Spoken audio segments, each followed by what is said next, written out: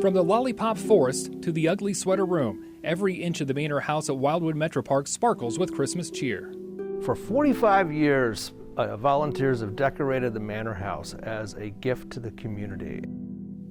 With Nutcracker standing sentry, the former residence of Champion Sparkplug co-founder Robert Stranahan is once again decked out for the season. And it's a tradition that started back in the 70s when the taxpayers of Lucas County voted to preserve this property that's now Wildwood Preserve.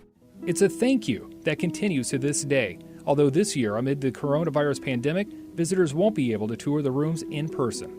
This year, just to show you how dedicated our volunteers are, they agreed to still decorate top to bottom this 30,000 square foot mansion. Even though we're not going to be able to do live tours, we'll only be able to bring it to people virtually. Starting with the first week of December, families can log on to the Metro Parks website or social media and continue the tradition of visiting the Manor House through a variety of digital content, including videos and photos. Each day, a different area will be highlighted along with special performances from local musicians.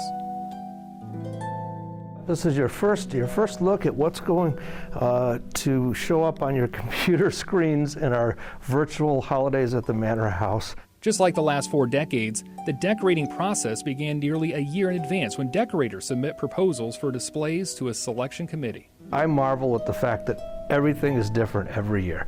No two rooms, no 2 years alike. Instead of inviting all volunteers to the Manor House to transform the house over a few days, Metro Parks spread teams out over a longer period of time to limit the number of people in the house and ensure social distancing.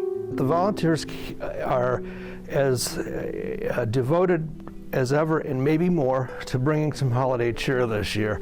I think a lot of people are feeling that we might not be able to do the holidays like we normally do, but we're going to do something. We're going to make it as cheery as we can. For many volunteers, decorating a room at the Manor House for Christmas has become a family tradition. There's a family who decorated a room upstairs who's been doing it the last few years. It's 3 generations of women. The Garden Club Forum of Toledo, which is decorated every year for 45 years.